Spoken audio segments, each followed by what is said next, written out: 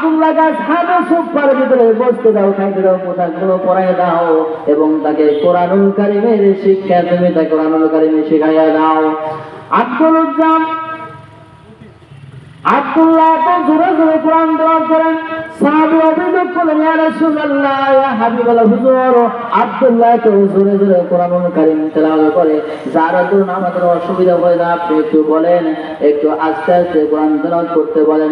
আল্লাহর পয়গম্বরের সাহাবারা রে, আব্দুল্লাহকে জোরে জোরে চিল্লাইতে দাও, আরো বেশি চিল্লাইতে দাও, কারণ তার ইমান বড় দামি ইমান।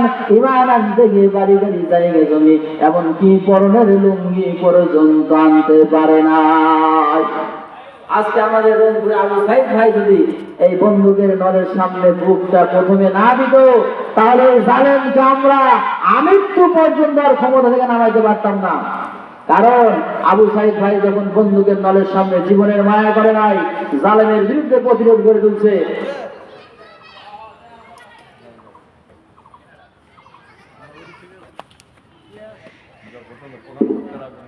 লিল্লাহি তাকবীর, নারায়ে তাকবীর। প্রধান বক্তার আগমন, শুভেচ্ছায় স্বাগতম।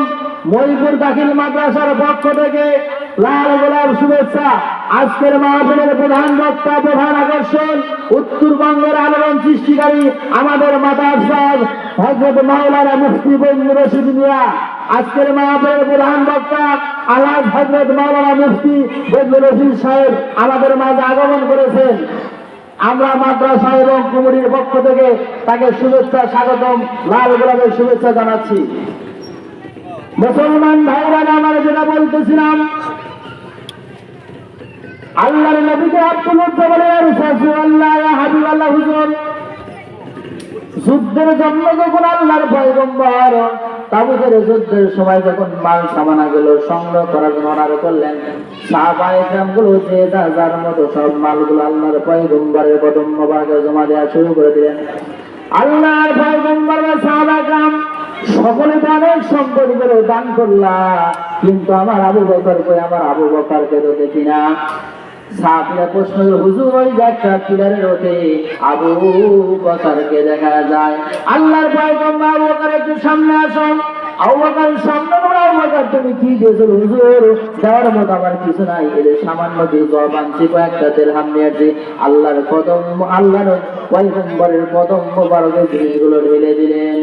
আল্লাহর পয়গম্বর বলেন, সাহাবায়ে আজকে তোমরা যা দান করেছো সব চাইতে আমার আবু বকরের দানটা আমার আল্লাহর দরবারে বেশি গ্রহণযোগ্য, বেশি দান আল্লাহর দরবারে কবুল হয়েছে। সাহাবায়ে কেরামরা প্রশ্ন, ইয়া রাসূলুল্লাহ, ইয়া হাবিবাল্লাহ, মনের ভিতরে প্রশ্ন, আমরা এত দিলাম আর আবু বকর সামান্য পরিমাণ দান করেছে, আমাদের দানের চাইতে আবু বকরের দানটা কেমন করে বেশি হলো জানতে চাই, গ্রহণযোগ্য জানতে চাই। আল্লাহর পয়গম্বর, সাহাবায়ে কেরাম তোমরা কে কি সম্পদ দিয়েছ? সাহাবায়ে কেরাম বলা শুরু করলেন, হুজুর আমার যতগুলো সম্পদ ছিল সমস্ত সম্পদের অর্ধেকগুলো দান করেছি, আর বাকি অর্ধেক রেখেছি। বলে তুমি কে দিয়েছো? 3 ভাগের 1 ভাগ দিয়েছি। তুমি কে দিয়েছো? 4 ভাগের 1 ভাগ দিয়েছি। এরকম সবাই যখন বলা বলি শুরু করে দিল, সর্বশেষ আল্লাহর পয়গম্বর আবু বকরকে ডাকতে বলে, আবু বকর তুমি কি দিয়েছো আমি কেউ জানতে চাই। বলে হুজুর তুমি কি সম্পদ নিয়ে এসেছো আর বাড়িতে কি রেখে এসেছো? আবু বকর বলে, হুজুর যাবতীয় সম্পদ বলতে যা বোঝায় সমস্ত সম্পদ গুলো আপনার কদম মোবারকে দিয়ে আমার বাড়িতে আল্লাহ রাসূল ছাড়া কোনো কিছু বাকি নাই। আমার ভাইরা, দানের সময় যখন চলে আসে, আমরা ওই সময় আমরা দান করতে যত কম আমরা সম্পদ গুলো দান করে দেই, কিন্তু সাহাবায়ে কেরাম গুলো দানের কথা বললে তাদের জীবনের চাইতে তারা দানকে বেশি মহব্বত, জীবনটা আর সম্পদ তারা মহব্বত করে নাই। আমার পয়গম্বরের কদম মোবারকে তারা দিয়ে দিয়েছেন। আমার ভাইরা, তাবুকের যুদ্ধের সময় যখন সাহাবায়ে কেরামরা প্রস্তুত হয়ে গেলেন, আল্লাহর পয়গম্বরের কাছে যে আব্দুল্লাহ বলে, হুজুর আমার জন্য একটু দোয়া করেন, আমি যেন যুদ্ধে শহীদ হতে পারি। এরপর আব্দুল্লাহর পয়গম্বর আব্দুল্লাহ রে একটা গাছের বাকল নিয়ে আসো। আব্দুল্লাহ যখন একটা বাকল নিয়ে আসলেন, আসার সঙ্গে সঙ্গে আল্লাহর পয়গম্বর পড়ে দিয়ে বলেন, আল্লাহ হাত তুলে দেন আল্লাহ, আর আব্দুল্লাহর জন্য কাপড়ের মসজিদের রক্তগুলো হারাম করে দিলাম।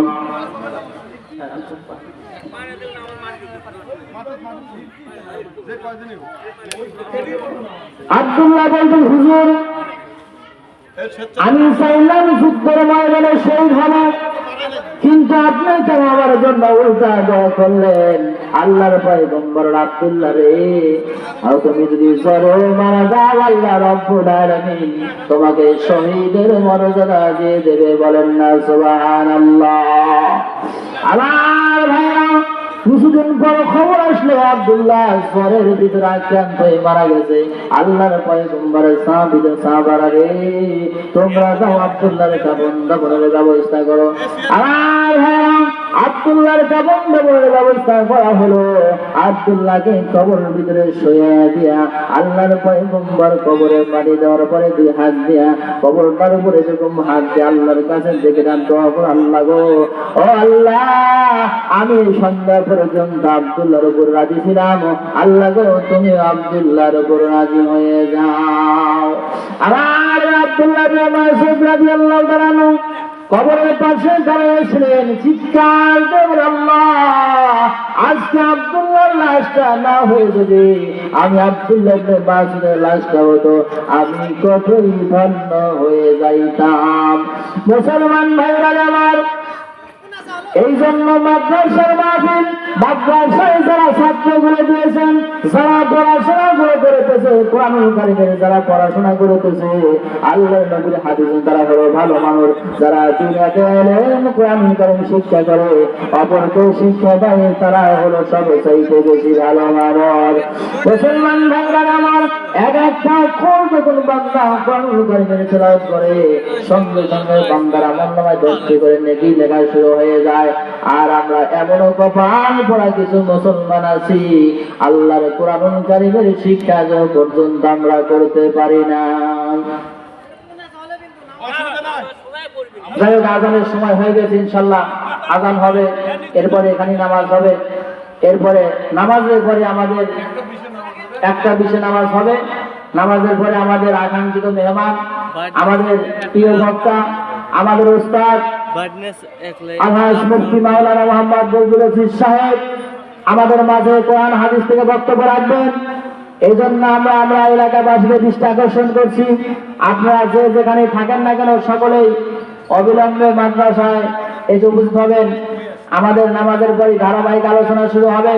হুজুর আমাদের মাঝে এসে পৌঁছে গেছেন।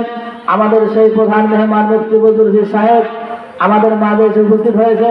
কাজে আপনার বাড়িতে বিভিন্ন জায়গায় ঘোরাফেরা না করে আপনি এসে বসে যাবেন ইনশাআল্লাহ। আসসালামু আলাইকুম ওয়া রাহমাতুল্লাহ। লাইভ কোন দো বাজনেস কি হবে এক লাইভ আর কার কার আছে মাইক্রোফোন দিলে মাইক্রোফোন